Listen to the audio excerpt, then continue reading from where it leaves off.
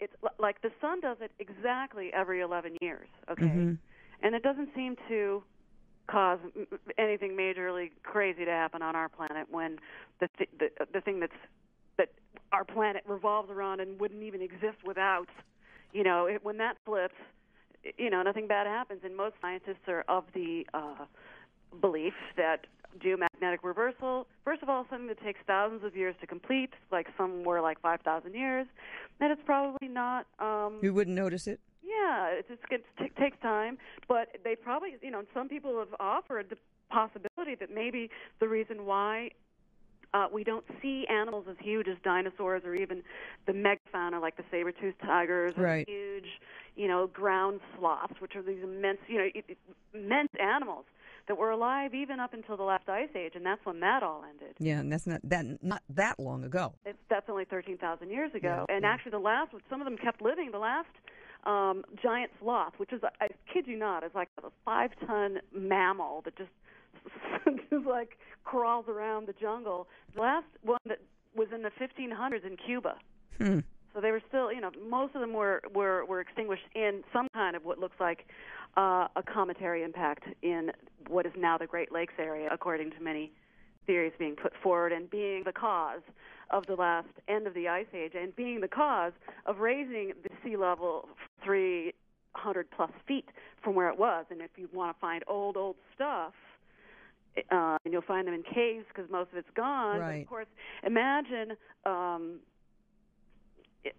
civilizations which are now, most of them would have had coastal cities, and most of them are now under 300 to 400 feet of I'm always fascinated with the undersea, and I wish there were a way that we could sort of move the water and see what's under there, because we're going into space. We know more about space than we do about the bottom of our seas. And I think a lot of it might have something to do with that 6,000-year wall that has been doing battle with science since science began, and they keep pushing back the onset of the human species. Yes, exactly. Because, it was supposed to be 6,000 years ago. Like, okay, no, now it's 35,000.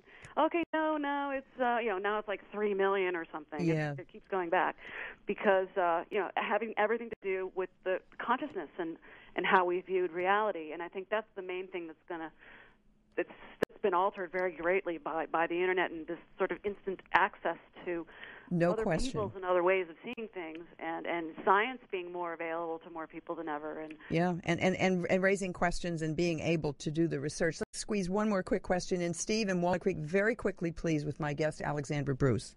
Okay, well, have any of your speculations gone towards like a large planetary mass on a real long elliptical cycle passing through the solar system, and hitting Earth? Well, not hitting Earth, but just the gravitational effects alone would be huge in the solar system, right? Or a stellar mass in our solar family. Okay, let her answer because we're real tight on time. Thank you for that.